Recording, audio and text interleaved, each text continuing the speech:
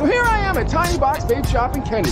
Folks, we open up at 10 a.m. and we don't have a drive-thru. So be careful when you're coming here and be patient when it comes down. But that's not what you're here for. You're here for Season 1, Episode 20 of the Chino Brothers. Now, if I only had Leo and Brandon here somewhere with me, they'd be able to tell you about 20. Leo? I was trying to avoid that car, but I know 2020 was a dumpster fire for sure.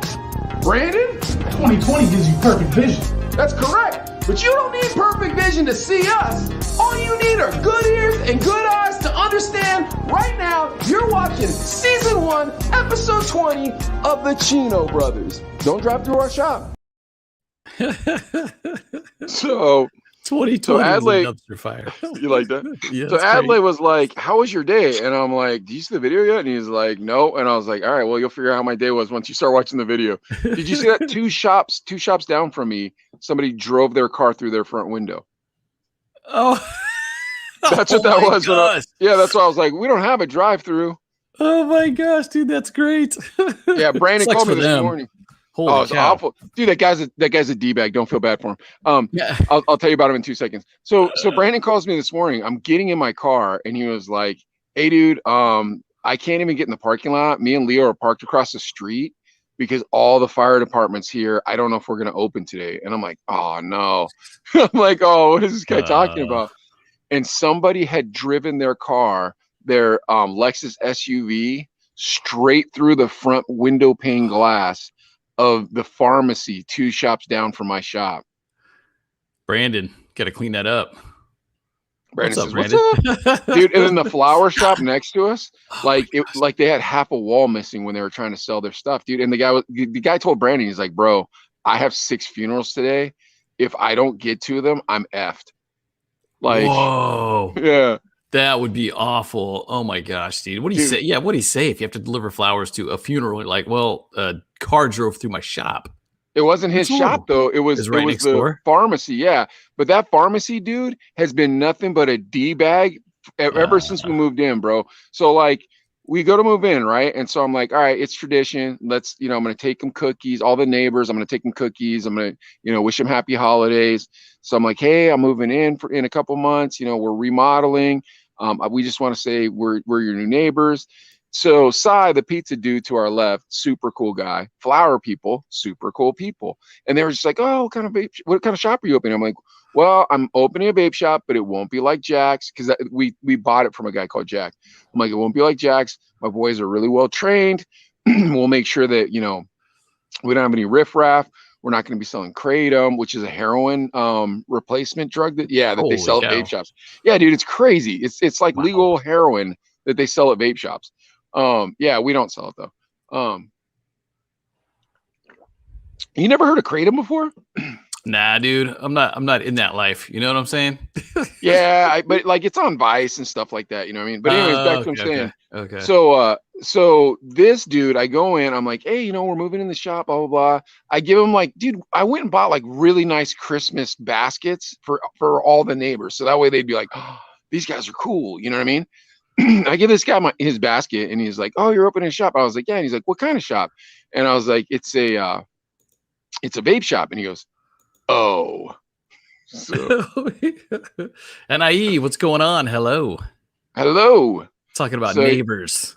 Yeah, dude. So anyways, yeah, so that's whose shop got the car driven through. The guy that was being a D-bag that was like, "Oh, you're opening a vape shop." Yeah, his car got smashed. And I told the boys this morning, I'm like, I don't believe in karma. I honest to goodness do not believe in karma. It's not biblical. If karma did exist, why do so many bad people get away unscathed? However, true. I don't feel that bad. That's what I told him. I said, however, I don't feel that bad.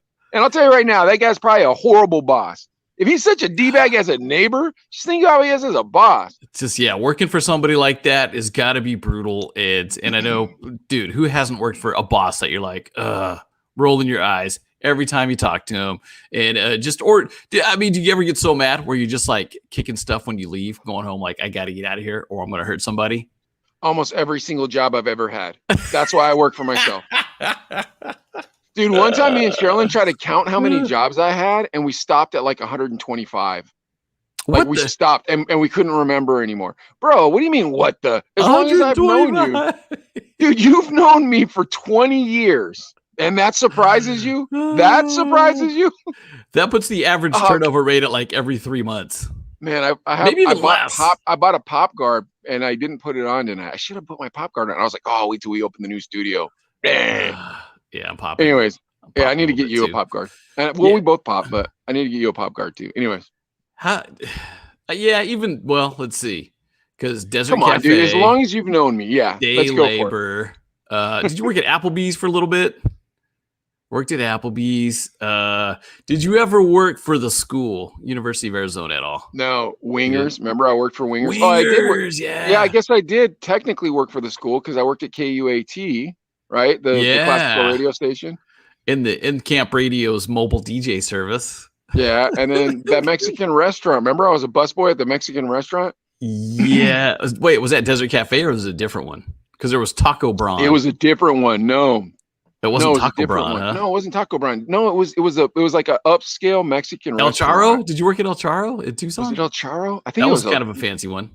Kind of a nice one. And they had 3 locations. Was that the one? And one was dude, you knew me when this was going on. It's not like we were DJing at Gentle Ben's while this was going on. You can't remember this restaurant? I'm trying my hardest. I think because the guys from that restaurant were the promoters that got us the gig at Gentle Ben's. But I can't remember what the restaurant was. Oh my gosh, that's too funny. Yeah, I think I probably just ended up not asking you where you work at anymore because the turnover was so high. It was always like, yeah, where are you working at today? Yeah. All right, and you're surprised that me and Sherilyn stopped at 125. That's insane. It's not that I don't believe it. It's just amazing. Well, dude, like the thing is, that's about right. I'm not saying that I had 125 jobs. I'm saying all I could remember was 125 jobs, and think how good my memory is. I know you're just like way I have better a than phenomenal memory. You know what I mean? Like, oh my gosh, dude! And you hated every single boss. No, dude, I've had some cool bosses. Like, I had this boss called Tony Brown when I was working at Comcast. Shout out to Tony Brown, who probably, dude, if you watch this podcast, Tony Brown. That will make me so happy. He was a comedian, and then he kind of but at the same, so he grew up in Rankin, which is the hood, and then somehow he made his way to Penn Hills. I think it was because he was a salesman, like he was an encyclopedia salesman, and like he just hustled, bro. He hustled and hustled, and he didn't care. But he was my boss over at Comcast, and dude, he used to give me the nicest territories and teach me so many lessons, dude. We'd go out knocking doors, dude. It was like the job was awful. But Tony was awesome. He was amazing. He was so much fun to talk to. He was like, if Paco was never in a bad mood, because Tony got in bad moods too, though. Nah, because he sold encyclopedias like door to door. Door to door. Yeah. Dude, that's old school. Dude, this guy is a grinder. Tony Brown, bro. Wow. Like he still works for Comcast. But dude, he was definitely the coolest boss I ever had. That dude, I loved going to work for that cat. And me and him, and then on top of it, like, you don't work for a lot of minorities, you know what I mean? So like when you finally you kind of get that like, hey brother, because like you don't really work for a lot of minorities. It's just like interesting. So I don't know if that's why me and Tony got along so well, but dude, I love Tony. And then me and Tony became co-workers. He stepped down as a manager and then became a MDU rep. And then I was an MDU rep. But dude, that cat was, dude, I'm telling you, I really like that cat. The problem with bosses like that though, when you're at a Fortune 50 company, is they have top chain down things they have to do. You know what I mean? Like, I bet you had cool bosses at Hertz, right? Or no? The higher ups were really cool. The whatever area manager or whatever, those guys were really cool. The immediate manager, it's 50-50. There were some that were just D-bags, and just like, ugh. And there was one, this is an awful story. Hold on real quick. Is it like really fraternity and sorority centric at Hertz? Like fresh out of college type? Yeah. Everybody went there? But they were, dude, when I was at Enterprise, we went to our orientation lunch, right? And the guy asked, how many of you were in a fraternity or sorority? And 3 of us didn't raise our hand. Out of how many? And 25. Dude, that's crazy. And you know how I feel about those folks. Or you just looking around the room like, oh, geez. This is Yeah. gonna be an awful job. That's what Wait, I was that thinking. Tucson? Was that in Tucson? No, it was in Pittsburgh. That was in Pittsburgh. See, in Yeah, but- Bakersfield, it was they hired one person. It was me, and they sent me 2 hours away to train. It wasn't a whole big room like that. Yeah, so it wasn't as hip. Well, I don't know if you call it hip or not. Well, then it wasn't like that. all the people in Cranberry where I worked were all a bunch of they were all a bunch of douchebags. Every one of them, dude. Every freaking one of them was a douchebag, dude. My boss was kind of cool there, but he was this like Irish cat, like old Pittsburgh Irish cat. Like he still had that Pittsburgh in him, right? Yeah. Dude, I'll put it to you this way. This is how Pittsburgh this cat was. And you might not know Pittsburgh well enough. He invited me out one night, right? So he's like, hey, we're going to go watch the Floyd Mayweather fight over at Ham Bones in Lawrenceville. I'd like you to come, Mike. And I was like, cool. And it's like bosses and stuff like that. So I'm like, all right, cool. So I'm like, Sherilyn, my boss invited us out. You know, let's go to Ham Bones. We'll watch the fight. And Sherilyn didn't like boxing at the time. Like now she's a big MMA watcher. Like she loves MMA. Cool. Yeah, dude, adores it. But back then she wasn't a big fight fan. But she wanted to support her husband. Dude, we show up. It's nothing but dudes, and none of their wives are there, and their mistresses are there. I was like, come on, man. No. Like, have you lost your mind? That's old Pittsburgh, bro. In old Pittsburgh, that's how it went down. The cats would go out, their wife would stay at home, and then their guma, whatever they call it, she'd be there in the corner. Everybody knew who was with who. Yeah, dude, because it was a mafia town, bro. Yeah. So that's kind of how it was. I'm like, look, bro, I don't know that kind of stuff. I'm not into that kind of stuff. I brought my wife. Now I look like an idiot because I got my wife in this dirty bar. Dude, like that's the thing. But Lawrenceville gentrified. So like when I tell the story now, people are like, oh, you were in Lawrenceville? I'm like, it wasn't like that then. It wasn't nice then. No, it was, dude, you know the movie Rocky?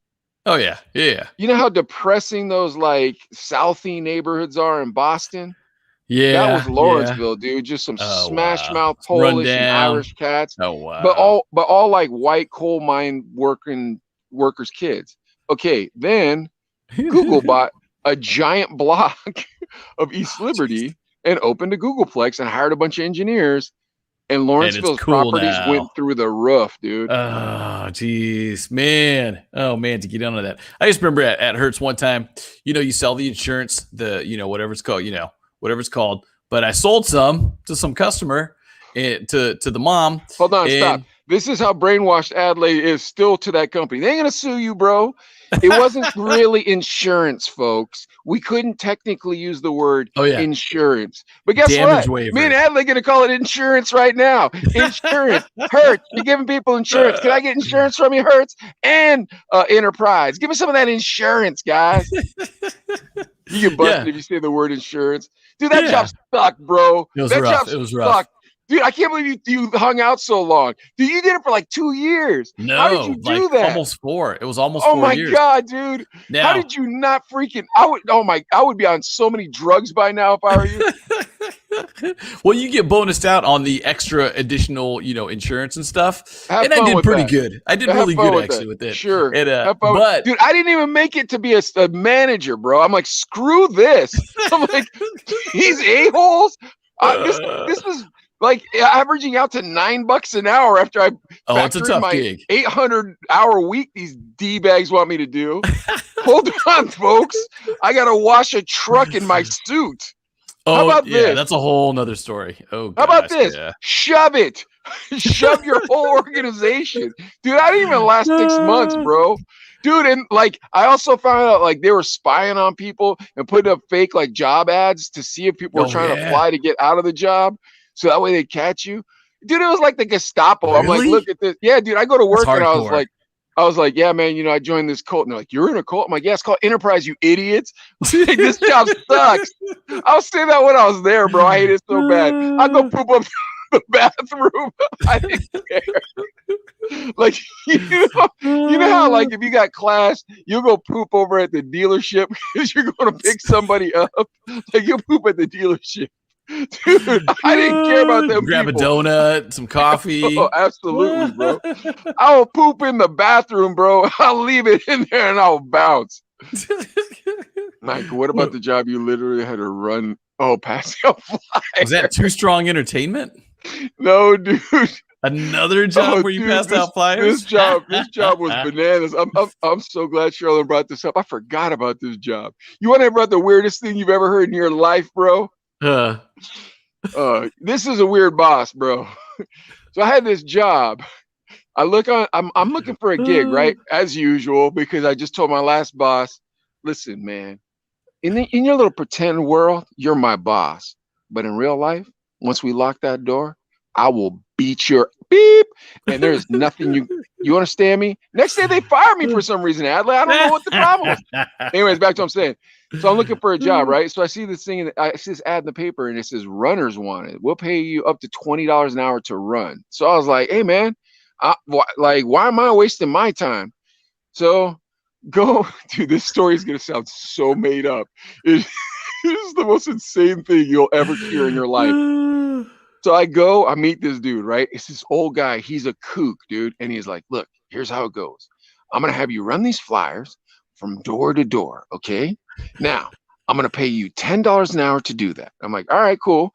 And he's like, now listen, if you sell one of the ads, then I'll pay you a commission on whatever you sell. And in my mind, I'm like, bro, I'm not trying to sell you crappy ads. I'm just like trying in to the run. paper, in the flyers or whatever. Yeah. So you'd run and you put the flyer on the door. So I was like, why don't you just walk? He's like, no. You can't walk. You got to do it just to run. And I'm like, okay, well, why? He's like, because we're called Forrest Gump Flyers. And I was like, dude, I am not making this up. And I'm like, no way okay, he got man. the copyright whatever on that. There's no absolutely way, not. That's Absolutely bootleg stuff. Was Alex running that business? He goes, here's our logo. And he shows me this weird picture, dude. And it's got all these like weird scribbles. Dude, it looked like somebody on ayahuasca drew this thing. And he's explaining it to me, bro. But I'm like, you're paying me $10 an hour to listen to your gibberish. I don't care. Go ahead. Yeah, I'm on the clock right now. So of course I keep baiting him into telling me more, right? And then this lunatic, he's like, you know what the best flyer in the world is? Go ahead, Adlai, take a guess. And you're never gonna get it. The one on the door. The one that you just put up. The dollar bill. Think about it. It goes all around the country. Now I want to put our flyers on dollar bills. I'm like, this dude has lost his F-word mind. But as long as you're still paying $10 an hour while I'm running, I'm good. I swear to you, every bit of the story is true. Okay, next day, dude, go to work, and this dude's like, you know what the best part about this job is? And I was like, what's that? And he's like, sometimes you get to look at college girls. And I was like, really? And he was like, yeah, watch. I got a track runner from the U of A. She's on the track team. And I'm like, okay. Or not U of A, Pitt, University of Pittsburgh. So I'm like, okay, because that's where I was going to school at the time. Dude, he rolls up, and it's my friend Becky Bull. And I was like, dang, this is not good. But, bro, I'm such a slime ball that I was like, well, look, man, this dude's going to follow her all day. And he did. He just drove watching her run the whole day, right? Oh, my God. So I just start walking, dude. And every time he come by me, I start running again. Because, dude, the first day almost killed me. I couldn't run for 8 hours. Like, no, I'm like Usain Bolt. And on top of it, dude, like I was like 240 pounds. Like, you remember how big I got? You remember how big? Oh, that's remember great. how big I got at 98.3? Do you remember? Remember when I got to 260 pounds when I was wearing them double XLs, wearing them size 40 pants? Yeah. Dude, this is only like a year later. So like how was I gonna lose the weight, dude? I was like, not running flyers. Dude. So this dude's following Becky all day, dude. And I'm just like walking. And as soon as I see his truck, I start trotting, dude. He's like, man, you got good stamina. I'm like, I'm a boxer, man. You know, boxers, we gotta have good stamina. He's like, wow, I'm surprised you can run like this. Bro, I swear I was gonna quit if I had to go back the next day. I was like, man, I gotta figure out a way to let this guy let me walk. Hold on. So I'm so excited, right? So I'm talking to Charles, and he's real good friends with Becky. I'm like, bro, check it out. Me and Becky are working together. He's like, really? I'm like, yeah, dude, check this out, man. This old creepy man, he just follows her the whole time. I don't have to do nothing, bro. It's awesome. He's like, dude, I got to tell her. I'm like, don't tell her. He's like, I got to tell her. I'm like, dude, you're ruining my scam. Like, I can ride this out, bro. He's like, bro, that's not cool, man. It's not cool, that dirty old man staring at her. I'm like, bro, come on. She doesn't know it. Like, it's not that big a deal. Yeah, dude. Sorry, Sherilyn. I don't know if I told you that part of the story. I am a scumball. I am a 100% scumball. I'm not going to lie. I just wanted a very easy $10 an hour. Needless to say, Adlai, the next day I had to quit because Becky quit. Because she was like, I'm not going back. I'm like, I guess neither am I. And $10 an hour, what was this? 2000? Maybe it was $12 an hour. I don't know. It was money enough. back then. It was enough to pay my rent. You know what I mean? It was like, all right, cash. It was under the table. Maybe I was collecting unemployment for all I know. I don't know. But like, but like, you know, were they regular flyers? I mean, was it just 8 by 10 pieces of paper? You had a little like, you had a little bag, and you put it on the door. Oh, one of those things. It had a bunch of flyers in it. Yeah, it had a bunch of flyers in it. Oh my dude, it wasn't the flyers to the club, bro. I wasn't inviting people to the Too Strong show. Where you take the Rice Krispie treats to them? Yeah.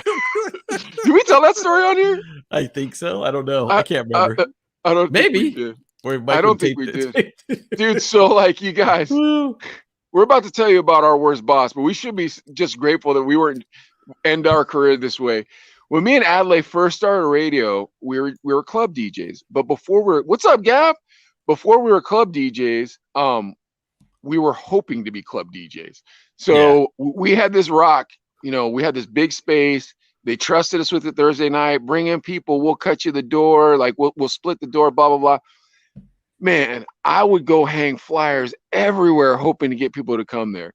But Adlai hand wrote these flyers, and it looked like they were homemade, hand drawn. Yeah, it looked like a 6th grader had made a cartoon, like a comic book. Like, and none of it made sense to anybody but us. Yeah, it was like, Pete wants to go to the club. People were like, who the hell is Pete? It's like, Pete has superpowers. Pete gets all the chicks. That's the end. Come to the Rock on Friday. It's like, Pete's got his drinking pants on. It'd be a picture of Pete with pants on. Now, you know, hey, but you know what? Though, this is crazy because obviously those flyers didn't work in the club. I think we never did more than like 10 people at that club. But we used those flyers. I designed flyers back in the day before I met Mike. But the difference was it was a college party and you'd serve up those flyers to all the dorms. And, you know, there'd probably be kegs there. I don't know. But it would work and it would get packed and the cops would come and everything. But for a club that's 21 and over, you can't do legit. People, and I felt like we'd try to talk to people as we're handing out the flyers too, like, hey, bro, come on, dude, check this out. He'd be like, Pete's pretty funny. This Pete guy. He'd be like, yeah, dude, he's going to be there too. Dude, you got to read it. You got to read it. You got to read it in front of me. You got to read it in front of me. Come on, dude, I gave you a Rice Krispie treat. You got to read it in front of me. Is Pete famous? What does he do? I know he just sits on the couch all day, but, you know, he's going to be there. Well, all right, so I just told you guys, about my weirdest boss, but I didn't tell you about our weirdest boss. Yeah. Oh, yeah. Dude, our weirdest boss. Dude, okay. So we used to have this boss called Alan Herman. This dude, do you know what he's doing now? Because if you tell me that he's the GM of like Tokyo Radio, I'm like, nothing works in this world. Everything's broken. Because I did hear that he was doing sales in Phoenix, but I don't know. I don't know if that's, who knows at this point. I have radio sales in Phoenix? That I don't know. Just sales in Phoenix. I hope it's radio sales in Phoenix. Last I heard. Yeah. Because that's radio purgatory, homeboy. Yeah, sales. Whatever it is. Some random whatever. Flyer space. So we had this space cat on a flyer. We had this cat called Alan Herman. He was our boss. And this dude was the most annoying man I've ever met in the history of my life. I'm trying my hardest to be polite, but I was already mad. This dude, did you have to warm up this idiot would call us to warm up his car. Did you ever have to warm up his car? What? Yeah, no. Dude, this J.O. used to call and specifically ask that Sketch would warm up his car. I was like, man, I'm going to fart up your car, you D-bag. Wait. This is while you're on the air? No, he wouldn't call like while I was on the show. But like he'd call and be like, yes, can you have Sketch warm up my car? I'm like, dude, have Spinach Tooth Bill warm up your car, dude. Why are you having me warm up your car? Where was his car? Where was the car There was a garage at Hot 98.3. Don't you remember he had that white Corvette? It was like an 85 Corvette when 85 Corvettes weren't cool. It was like that, like right at the turn of the dude. That's not a cool Corvette era. You know what I mean? And he'd be like, "Yeah, I drive a vet. Ha, I drive a vet." And it's like, dude, shut your f hole up, dude. Dude, I can't. That dude. I do remember the garage. It was on the other side of the parking lot. I just realized something. You didn't have to work with that guy very much because you did overnights. Yeah, I was working at night. I was gone in the daytime. How long were you on the morning show? I don't know. Was he even around then? Oh, I guess he. True. Well, because man, I'm getting radio brain. But Bob Feynman was the other guy that was the manager, and I think he came in after Alan Herman left. And Bob Feynman, we'll have to get Paco and ask him about that too. But Bob Feynman was just kind of a business dude. All right. Yeah. Put in the comments who you think our next guest should be. Should it be Paco, Malix, or Hector Yutzi? Right. Hector Yutzi. Yeah. Okay. I don't know about Hector Yutzi, dude. Can I just say something about Alan Herman too? Here's another thing that I remember. He would in the bathrooms, he'd turn off all the hot water. So you can only use cold water in the bathrooms. Like, yeah, we're saving money. I'm like, how much money are you really saving? That's how tight he was. And dude, that guy sucked. That guy sucked. He paid us nothing. Dude, he paid us nothing. And dude, he always wanted to be on the radio. Dude. Yeah. All right. F this. So we had this station manager. And for you guys who don't understand how radio works, this is how radio works. You have a program director. And usually that is a grizzled veteran who has worked his balls off to get into that position. Because it's one of the most coveted positions you can have in radio. Okay, especially at that time, because in that time, radio was the golden boy. And I promise you this, the program directors were Hugh Hefner. Not Hugh Hefner. He's kind of weird. But Ben Affleck, when Ben Affleck was cool. You picked the handsome guy. If you were a program director, that's who you were. Okay. Yeah. So you have that. Then you have the morning show guys. And the morning show guys are kind of the face of the radio station, kind of who people's names they know. Then you have like your rock and roll guy. So that your rock and roll guy can be usually not middays, but like drive time or 7 to midnight. Sometimes overnights though, but that's that rebel guy. You know what I mean? And people kind of know him because he's got an underground following. Does that make sense? Yep, that makes sense. Okay. Above all that, you have a talentless piece of garbage called a station manager. like they have no purpose, dude. What purpose does a station manager have? They always got to put their 2 cents in on what you should do on the air too. And you're like, dude, I got it. We got it. Our job is the programming side. Yeah. What does the station manager do?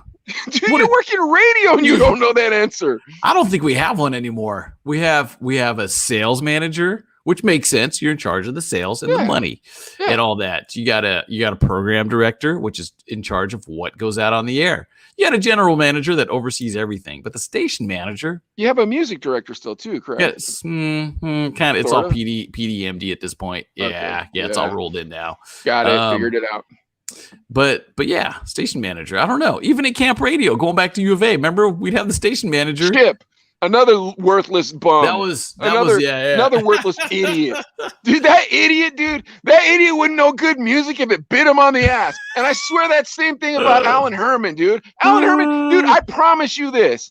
Alan Herman likes Nickelback. Alan Herman likes every crap band that's ever been out. Alan Herman could not find a hit. Dude, I swear, it could sock him in the face and he could not find a hit, dude. He wouldn't know what a hit was if it bit him on the ass, dude. Alan Herman doesn't know what music is, dude. And I hope wherever he is, he's not listening to music because music gets crappier when he listens to it. That's how bad that guy sucks, dude. Dude, I'm going to tell you guys right now watching. Alan Herman sucks so bad, he changed the way I took pictures. Do you remember that, Adlai? Explain.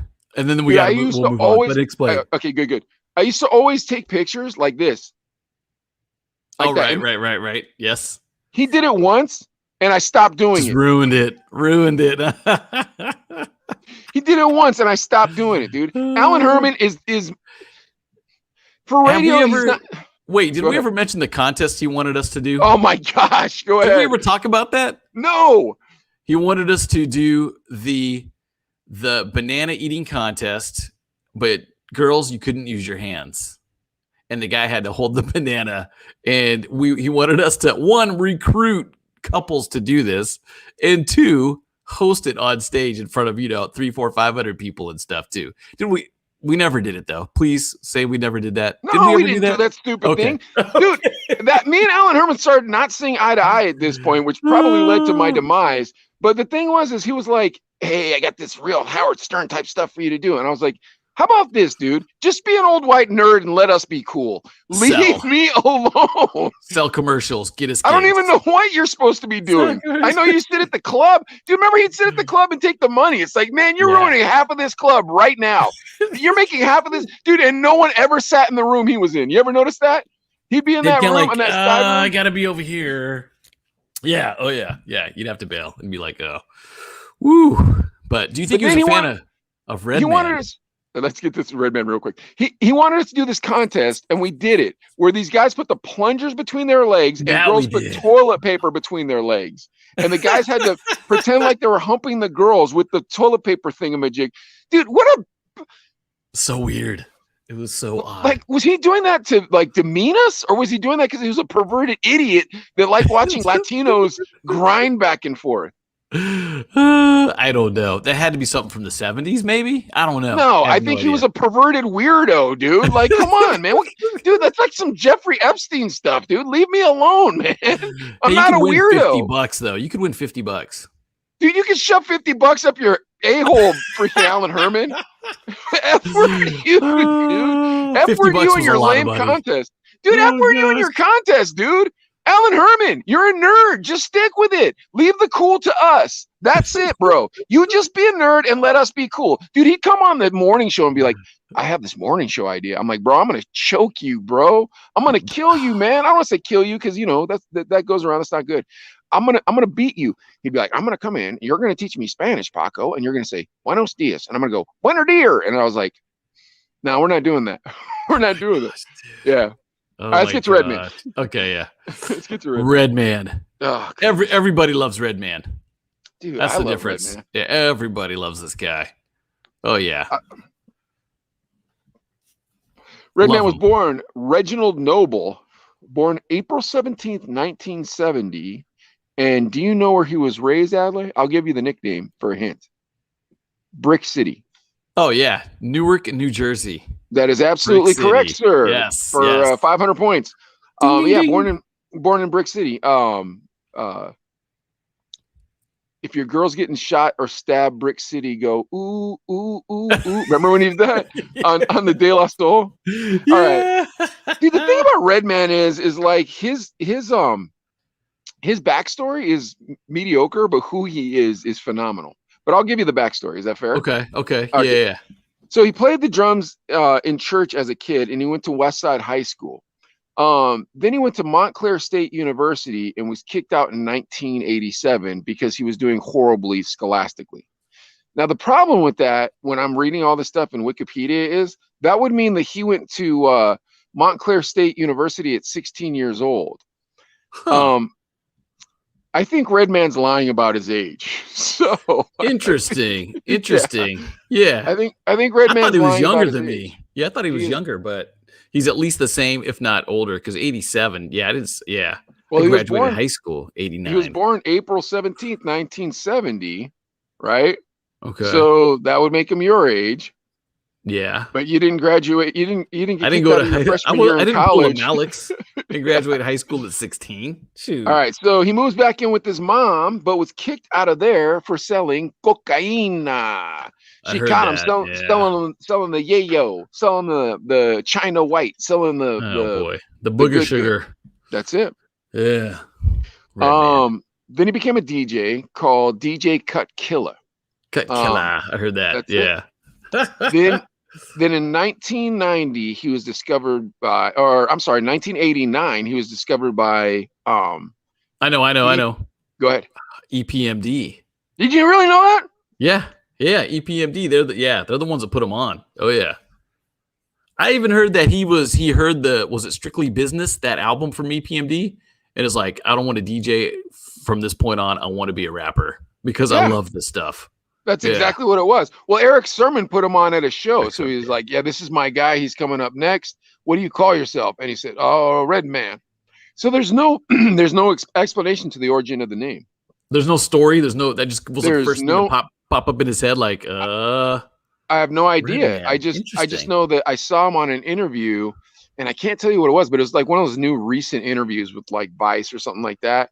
And it Yeah, was him and like a bunch of really young kids just bugging out that they were meeting Redman, like 19-year-old kids that's bugging out awesome. that By they're the meeting. I way. know, huh? Yeah. Dude, come on, man. 90s hip hop was the best. I mean, even late 80s, Run DMC, all that stuff, Houdini. It's But phenomenal because all 90s he was talks about is 90s hip hop in this interview. That's it. that's He's so just like dope. 90s hip hop. 90s is my era, and 90s is what it is. So Yeah. then they start a group called Lords of the Underground. He was in Lords of the Underground. Yeah, and then Chief Rocka, right? Was yeah, a big song. Yeah. yep. And then I did and not then, know that. Yeah, and then somehow that doesn't work out, and Eric Sermon moves Redman into his crib, and talks him into rapping.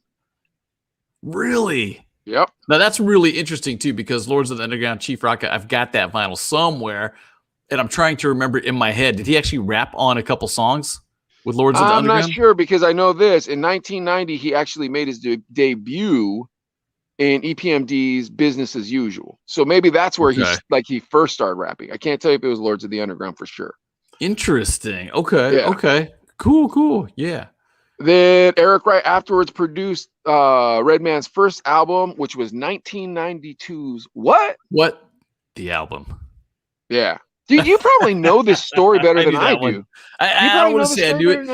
It's interesting to think about because I think in 1990, you'd buy cassettes to listen to. I mean, I bought, singles, records to DJ with, but you'd buy cassettes to listen to. And I feel like I had What the album, and it's him. He's buried up to his neck, and I could picture the cover of it and everything too. And it was dope, dude. It was that East Coast hip hop. And dude, I was a huge fan of EPMD. Loved EPMD.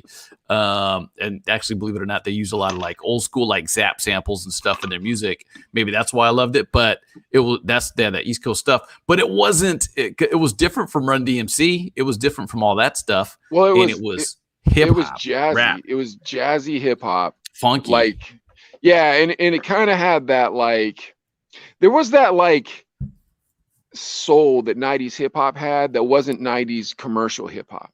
You know what I mean? 90s hip hop that wasn't commercial. And I think that's why Redman is so interesting to me, because he would just jump back and forth between commercial hip hop and underground hip hop. And commercial hip hop, like you'd see him on a Cheetos commercial, you know what I mean? And then you know what I mean? And the next you hear him on a Wu-Tang track, and you're just like, this guy's phenomenal. So versatile. He bagged on MC Hammer's mama. Like he was joking about it on a record. He was just like, yeah, fudge you and your mama, like that, MC Hammer, because he was mad. He was like clowning because MC Hammer always is on the #1 spot. Yeah. Hammer showed up at an event that they were all at, but Hammer's from the Bay, dude, and he rolled up with a crew, dude. Yeah, dude. He told the story on Vlad. Redman told the story on Vlad, and he was like, yeah, you don't mess with Hammer. And Hammer came over and he was like, listen, you're in my city now, so I want to explain something to you. We're gonna make sure everything goes right for you, but you're not supposed to talk about anybody's mama. And he was like, yes, sir. Yes, sir. Yes, sir. I understand, sir. I'm sorry, sir. I'm sorry. How'd you like my Redman impersonation, by the way? That's perfect. Yeah, dude, that actually like happened. In 1994, The Source named him the Rapper of the Year.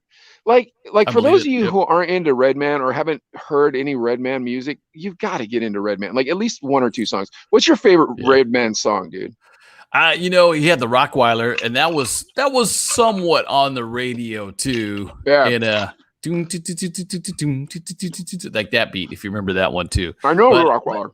He his album, like What the album, that went gold, and that was kind of a big deal, kind of unheard of for like almost. He was an underground artist. Yeah, he was an underground artist. Getting radio. He wasn't getting no radio play barely, but huge gold. It's big. That's when, you got to remember, that's when like the Green Lantern was around, and all those DJs. Yeah, who was the big one from New York? The Funkmaster Flex was Funkmaster Flex too. Yeah, that was the big one from New York, was Funk Flex, because Funk Flex broke Drama like King. Biggie.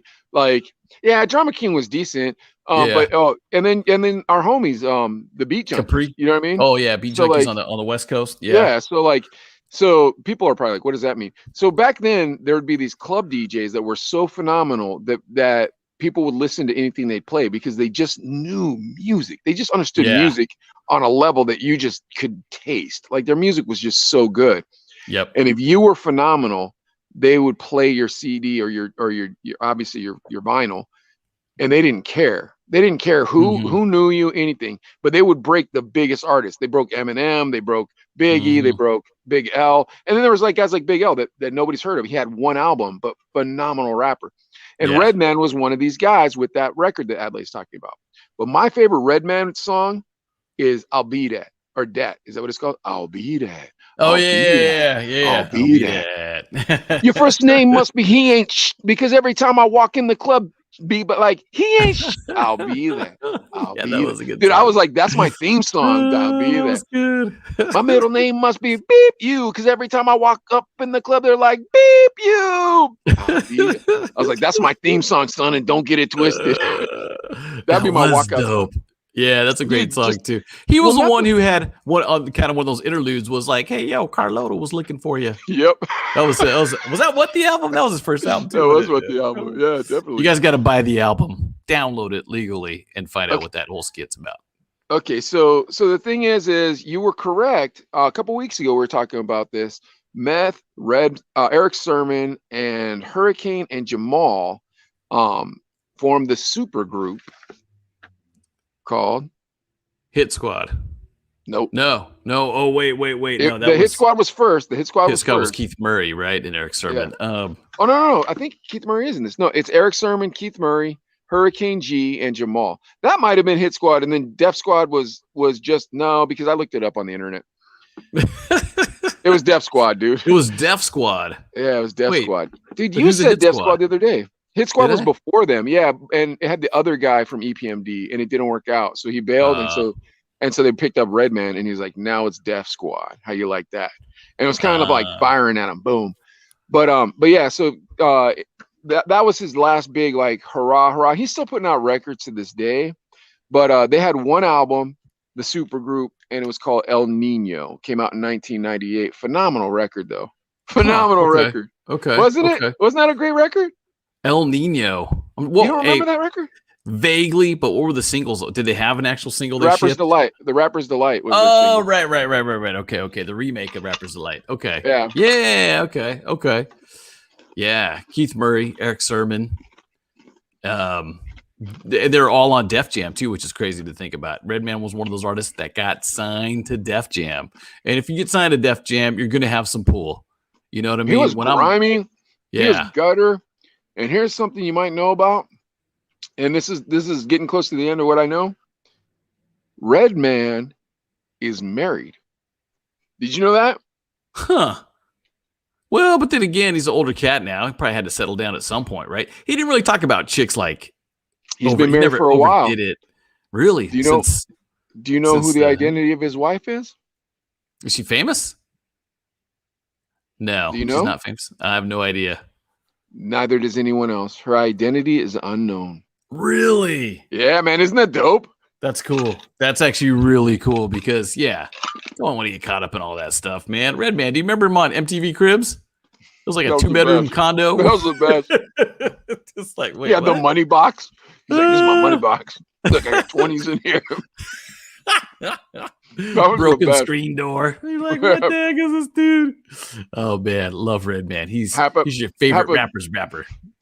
Well, it was just like dude. If you're not into Redman, get into Redman. Like, yeah, agreed. Oh, and then him and Meth. I skipped the part about him and Meth linking up. They put out 3 albums. Yeah. So the first one was the Blackout. The second one was How High. The third one was the Blackout 2. Yeah. And Redman has often been commonly called the 11th Wu-Tang member. Okay. Which is really cool. As it should be. Shoot, Redman. And believe it or not, after ODB died, you know what I mean? There's an opening. Yeah, that's. Oh yeah, I forgot that we had a connection to Redman. I thought we were just talking about him. Go for it, Adlai. Let him know. Yeah, this is back. I'm gonna say this is 2001, maybe. And here's Redman right here. And is here's that Ja me. Rule? Here's me. Is flexing. that Ja Rule in the middle of you? No. Who I is was, that? I was hoping he's got a How High shirt on. He's rocking some How High gear. And He was part of his crew. That's just one of the homies. Just one of the Yeah. homies. This is a guy that worked at the place, the Tucson Convention Center. Things where we're at. And there's Speedy. Rest in peace again, Speedy. Rest in peace, Speedy. Yeah, and there's me rocking my puka shells. So, but he was cool, man. He was super chill. It was a party back there. I mean, let's be honest. And They're all back then, smoking weed, huh? yeah, weed was illegal back then, but whatever, dude. It was Redman. Wasn't for Redman. It was, yeah. It was good times, man. It was a lot of fun. And you could see everybody, even some guy back here, throwing up an okay sign or a gang sign. I'm not sure. Or maybe just saying hi, but hi, get it? But Well, see, that's the next thing though, is like Red would hang out with just normal people. You know what I mean? He's like, ah, well, who cares? Look, no security around him. You know what I mean? Yeah, like everybody's chill, man, having a good time. You know, probably had the #1 record at that time. Yeah, you know? and he was opening up for Ja Rule. So Ja Rule. Wait, that's not Ja Rule in the middle? Are you sure that's not Ja Rule? I'm positive that's not. I'm positive that's not Ja Rule. Positive. I'm looking real close. He's I don't know. making like a Ja Rule stance. Yeah, Yeah, that's how Ja Rule does when he's in his pictures. Didn't you see the Fire Festival documentary? Oh my gosh, poor Ja Rule.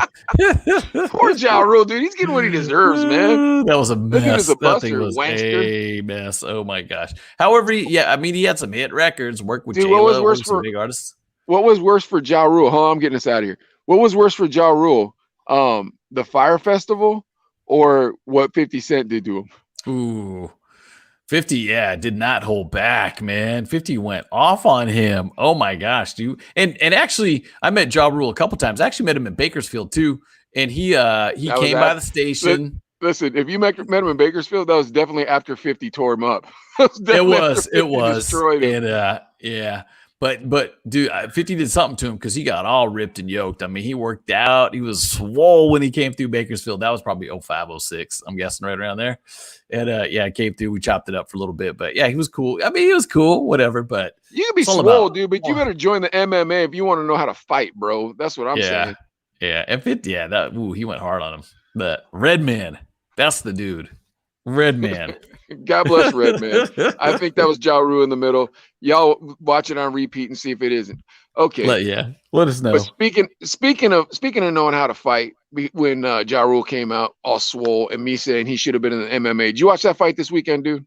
I did not. I heard about it, but I did not watch it.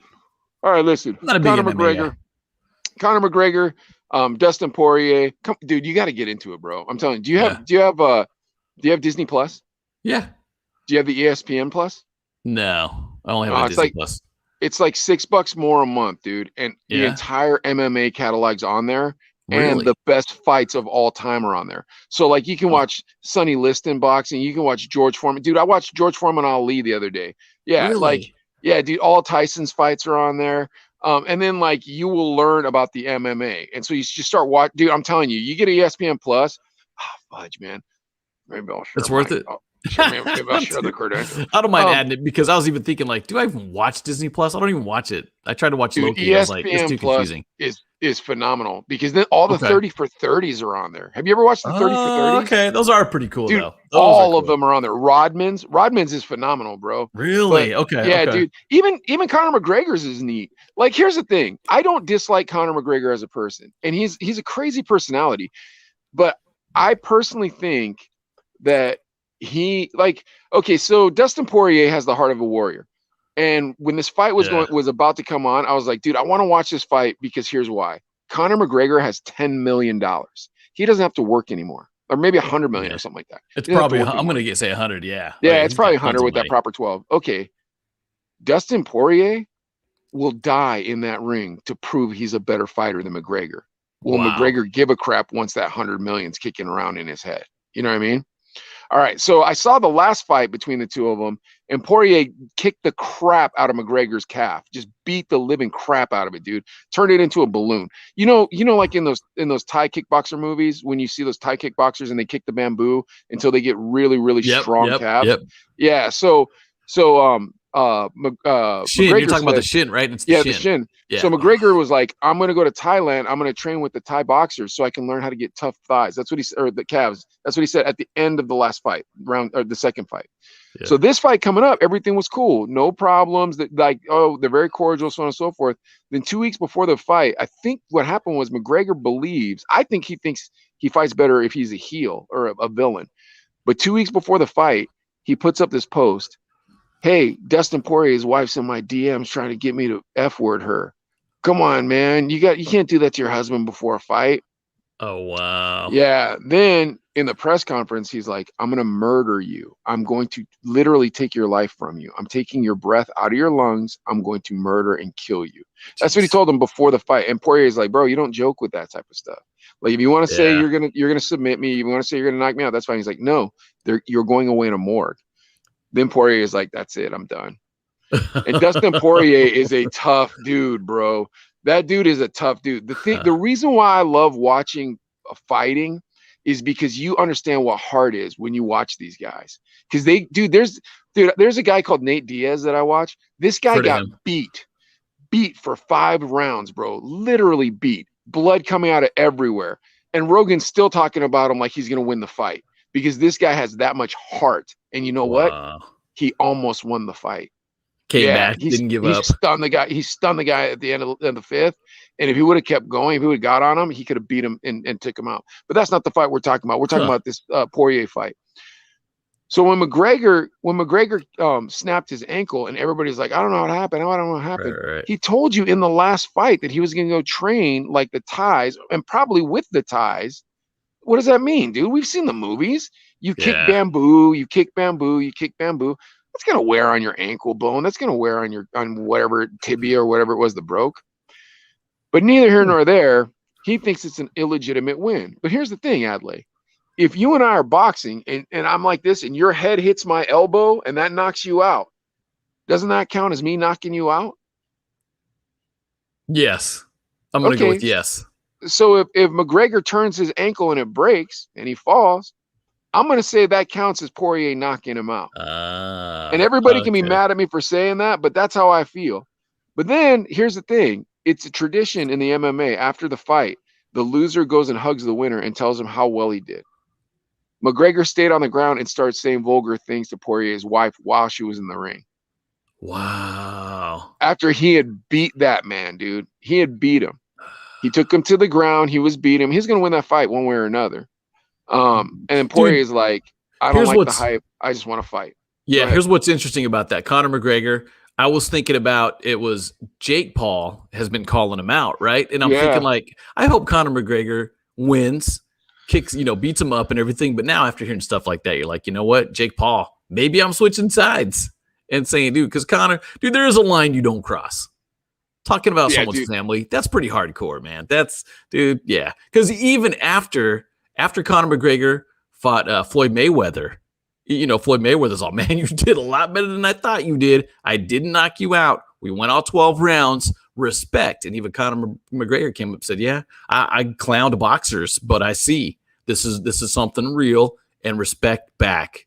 You know what I mean? So you're like, okay, cool. But then we hear when he fought Khabib Nurmagomedov, he threw a dolly at the guy's truck. I remember that. He tried to have 7 guys jump him. He insulted his religion, dude. And the guy was Muslim. He put his liquor in front of him and he's like, take a drink, you backwards C word. And like dude, like all the way around. Khabib wrapped him up like a pretzel. That's the thing, dude. Like, you think these guys, sometimes you see fighters and like they're friends, and it's like, look, dude, it's a sport, we've got to compete. And sometimes you see people who hate each other. When you see that fight, you know it's that fight. And you're just like, man. Yeah. But one way or another, Poirier was fighting like that. What's your personal stance on Conor McGregor then at this point? I've never liked McGregor.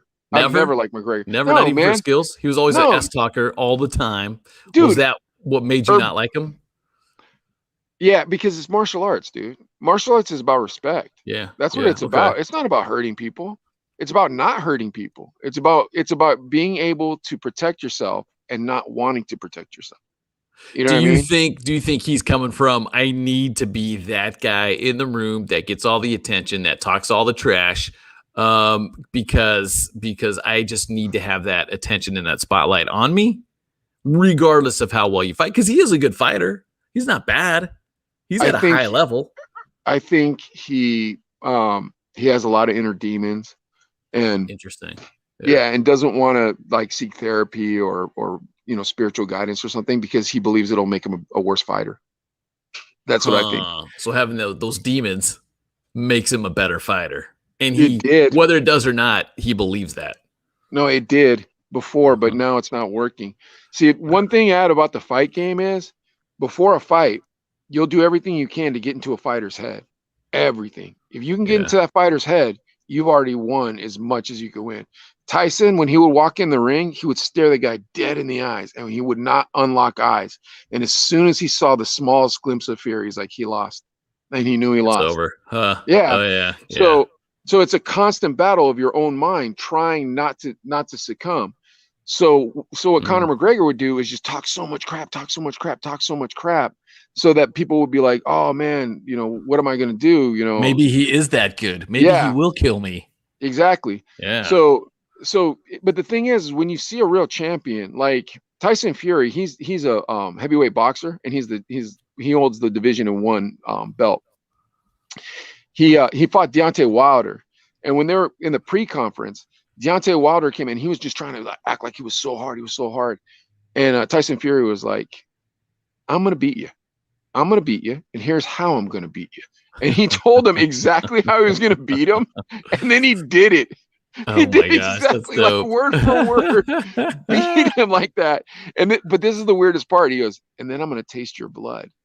And at the end of the fight, he stuck his tongue out and licked his neck where the blood was. Isn't that crazy? Yeah.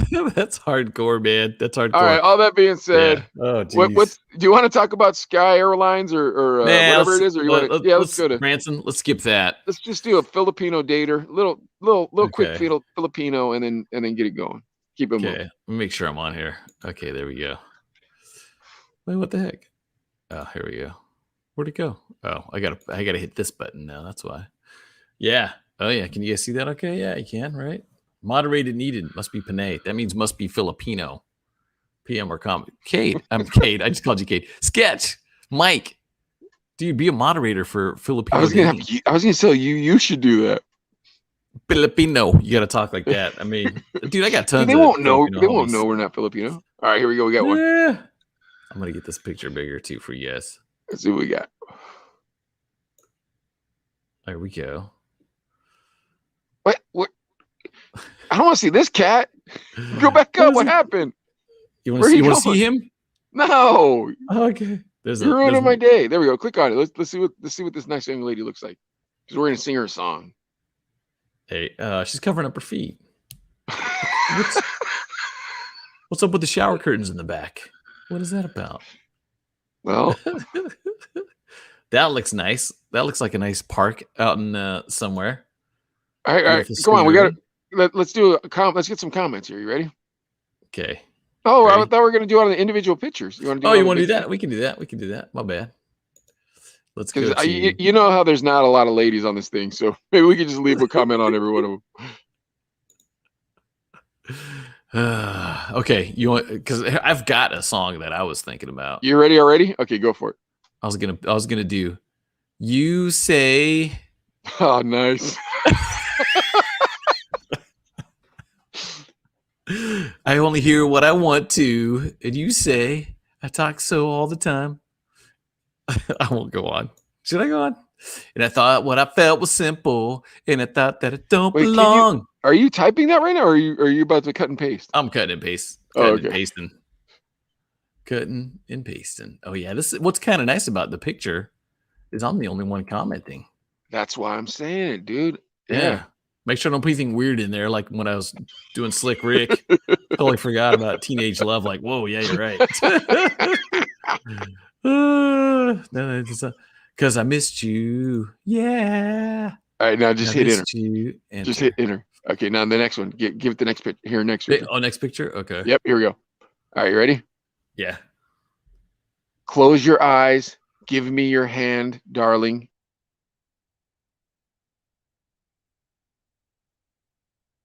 Darling. Okay. Can you feel my heart beating?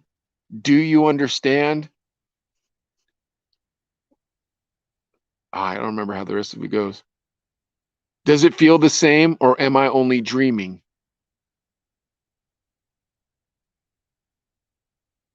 Am I only dreaming? Or is this feeling an eternal flame? You like that? Do you think we're the reason why they need a new moderator? Because all the other ones quit. They're like, dude, I'm not, dude, no. Or they just like, oh, I can't date those dudes if I'm the moderator.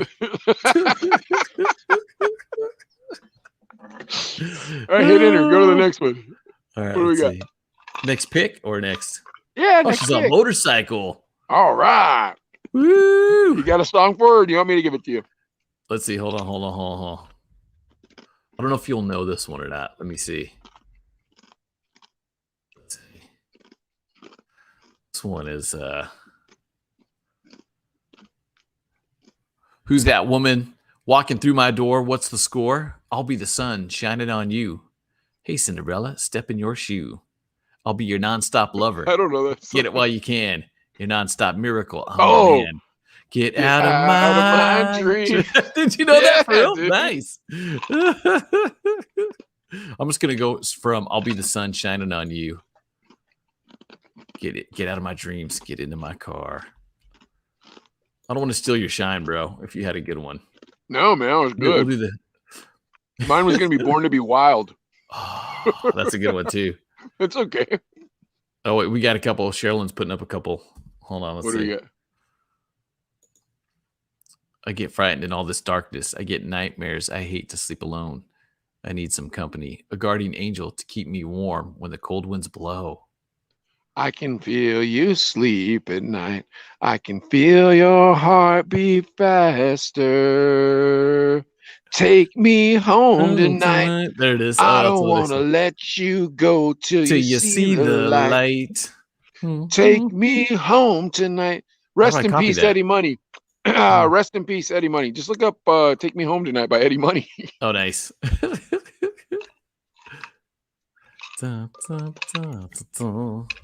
Dude, me and Sherilyn, we had a date night. We got a babysitter. We went out. We got to do that, Sherilyn. And I was like, what are we going to do? We just ate dinner. We don't want to see a movie. And Eddie Money was in concert in like West Virginia at a casino. And I was like, oh, dude, I want to go see Eddie Money. It was $40 a ticket. I'm like, I'm not going to see Eddie Money. Never mind. That's not that bad. $80. $40 for Eddie Money, dude. Come on now. For one song. Nah, dude, he has a string of hits. You don't realize how many jams that cat has. He has 2 Tickets to Paradise. Oh yeah, that's a good one too. Dude, he has a whole string of hits, dude. But that was the $40 question for Sherilyn. I'm like, all right, I'm gonna play all his hits. If you don't know more than 3 of these hits, then we're not going. And she didn't know any of them except for Take Me Home Tonight. So I'm like, nope, let's go to Starbucks. She knew 2 Tickets to Paradise though. No, she didn't. She didn't know that one. I've got 2 tickets to paradise. Okay, what's song number 3 that you know? From Eddie Money? Dude, I couldn't tell you. Like it was like I didn't know it. No, it was like I heard it and I'm like, oh, I know that song. You know, it was one of those. Did I push enter already? I don't know, dude. I think I did already. Did I? All right, I think that's enough Filipino love for these folks. What do you think? Or do you want to give one? Let's give one more Filipino love. Well, I think we got to talk about one of the dudes. I mean, right? I mean, that's kind of, come on, bro. I'm single. You got to help pump me up. You ready? You ready? You ready for this dude? I'm kidding. You want me to be this dude? Here we go. Hold on, I'll be this dude. Yeah. Hey, ladies. When you're a little kid, I don't know if you had one of those things that you shake around and then you put the magnets on the mustache and the beard, but I did that to my face. So if you look on the left, I'm the normal guy, but I'm wearing a toupee because I don't like being bald. And on the right, You can sprinkle the mustache around me. I mean, they still sell them. I think you can get one at Dollar General. I'm no form of licensed merchandiser for it or not. However, you know, how do you think I turned out? There you go. How you like that one? That was perfect. Oh my gosh. Dude. Look at the first comment. Don't ever challenge me. Don't ever challenge me. The first comment says, "Hi, lonely." That's kind of mean, right? Hi, lonely. He deserves to be lonely. He deserves it. Oh, this guy's military. I don't want to clown. No, he's not. No, he's not. It's fake? Click on it. You think that's fake right there? Yes, I do. What? That's Officer Cute to you. Do you see any patches? No, not really. You've never heard of Stolen Valor before? You've never heard of Stolen Valor before? Yeah, Bro, that's messed up.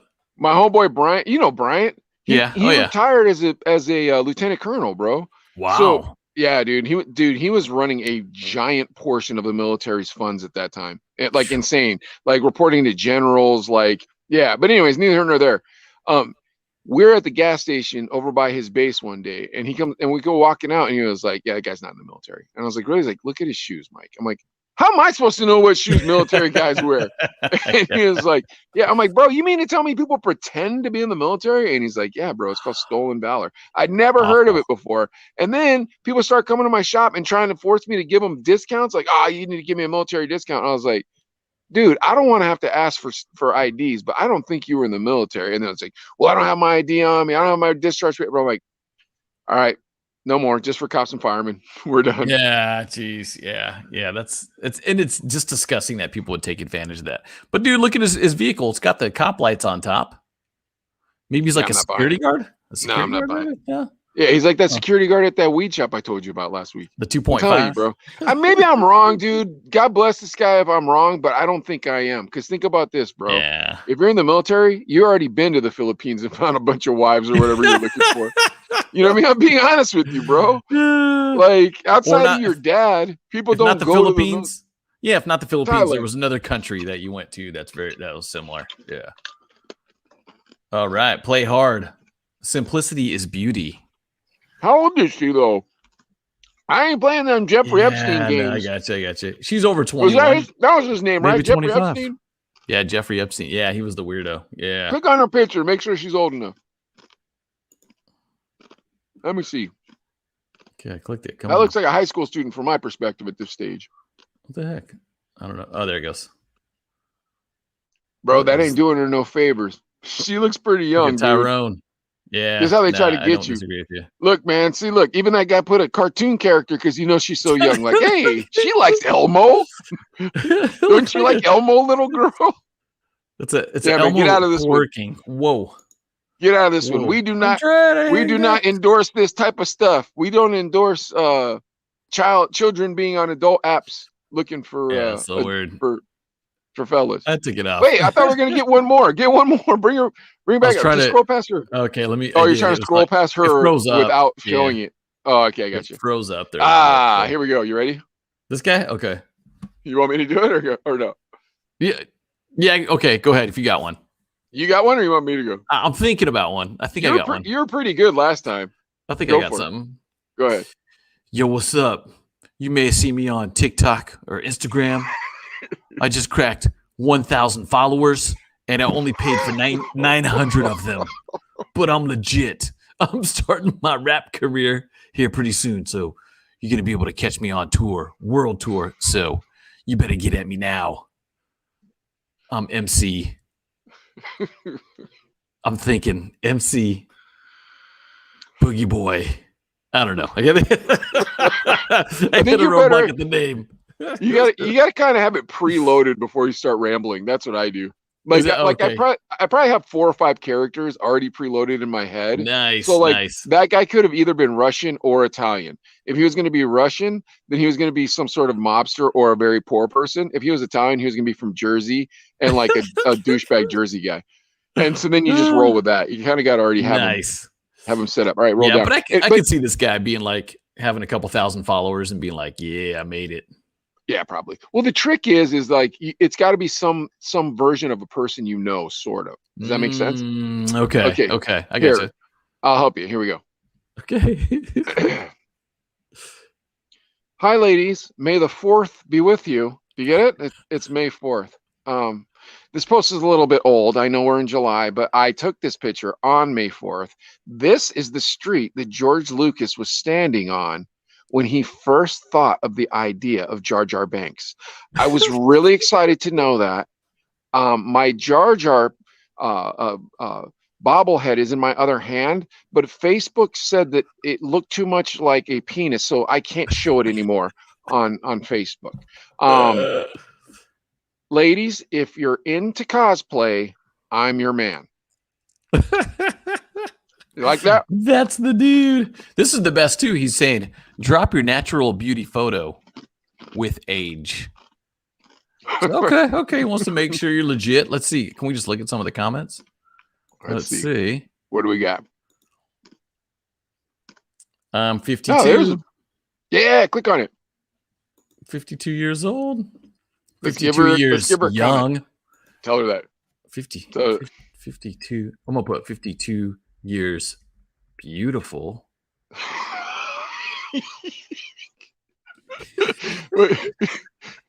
Can I get a picture of them feet? Yeah, let's see.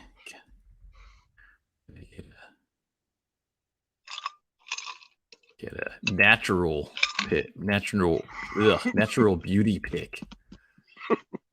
Beauty pic. Those feet. Nice. All right. Jar Jar Binks is gonna be pissed. Dude, you guys mess with my stuff. Mess with my ladies. All right, here we go. 41. Well, we need to let her know. 41 and looking fun. Yeah. 41 and looking fun. Nice.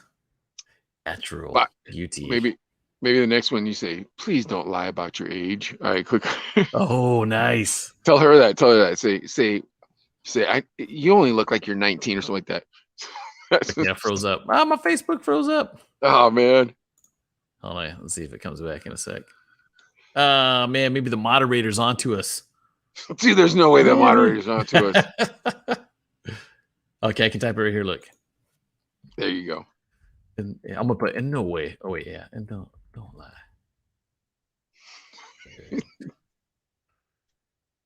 Yeah.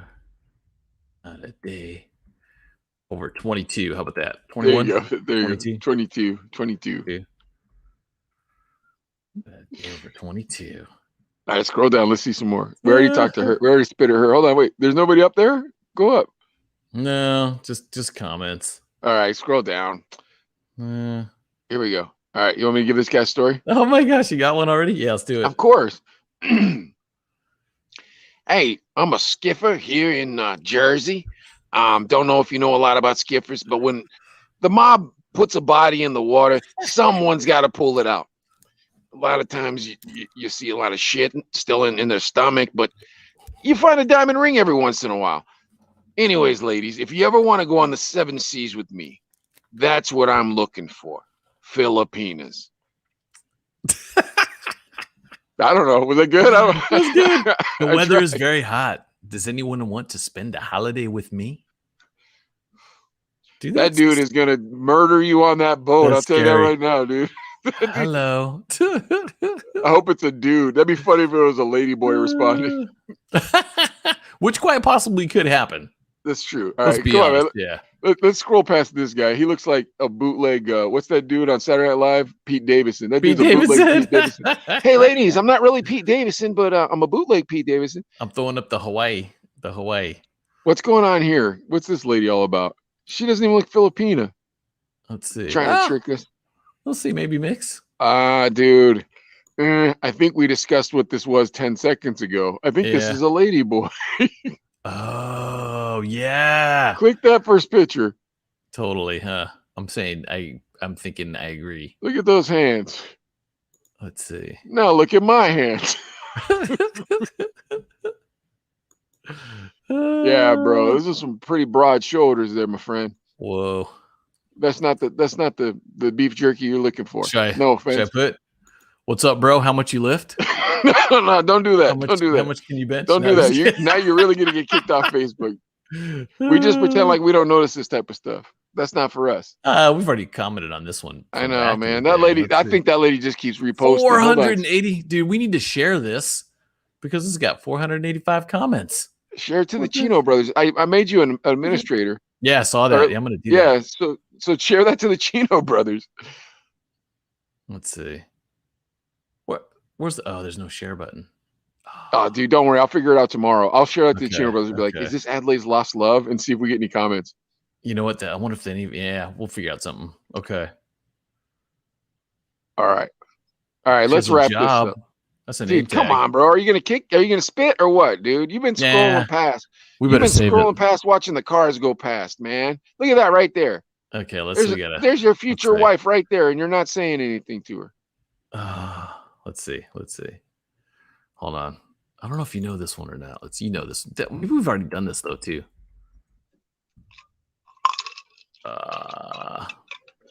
We've already done this one. We already did Casanova, huh? Nah, who cares? Let's wrap it up. Yeah, I'm down to wrap it up. It's late. All right, guys. Thanks Okay. for watching. That was dope.